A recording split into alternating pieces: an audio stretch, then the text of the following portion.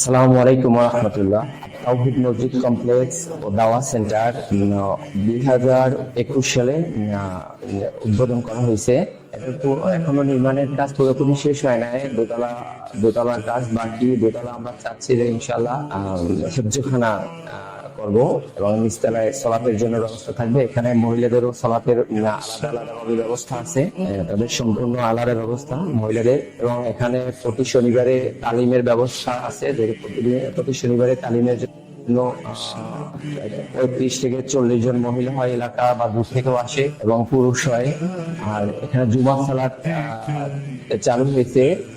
প্রতি সলাতে আউয়াল ওয়াক্তে সলাত আদায় করা হয়। এখানে বিশেষভাবে উল্লেখ্য যে আমাদের এখানে পাঠাগার আছে, বিভিন্ন কিতাব আছে এবং শিক্ষার সমস্ত গ্রন্থগুলো আছে। আপনারা যে কেউ চাইলে এখান থেকে অধ্যয়ন করতে পারেন।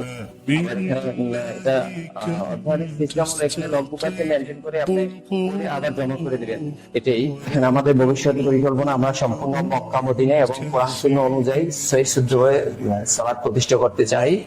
আর এখানে পর্যন্ত আলহামদুলিল্লাহ কোনো শিরক বিদায়ের মুক্তভাবেই আমরা সালাত প্রতিষ্ঠা বা ইবাদতগুলো করার জন্য সুযোগ পাচ্ছি আলহামদুলিল্লাহ। তো আপনারা সবাই আমন্ত্রিত। কোরআন সুন্নাহর বাহিরে এখানে কোনো আমল করা হয় না। পরবর্তীতে আমরা আল্লাহ আমাদের যখন সুযোগ দেবে তখন আমরা দোতলা কমপ্লিট করলে ওখানে আমরা ঠিক এই সহিহ শুদ্ধভাবে সালাফি মানহাজে আমরা হিফজখানা তৈরি করবো। আপনারা সবাই দোয়া করবেন যেন আমাদের এই কাজটা আল্লাহ তাআলা কবুল করে এবং আমরা যেন ইসলামের একজন দায়ী হিসেবে আমরা আল্লাহ কবুল করে আমাদের, এবং সঠিকভাবে দিন প্রচার করার জন্য আল্লাহ তাআলা আমাদেরকে সেই তৌফিক দান করে। আমিন।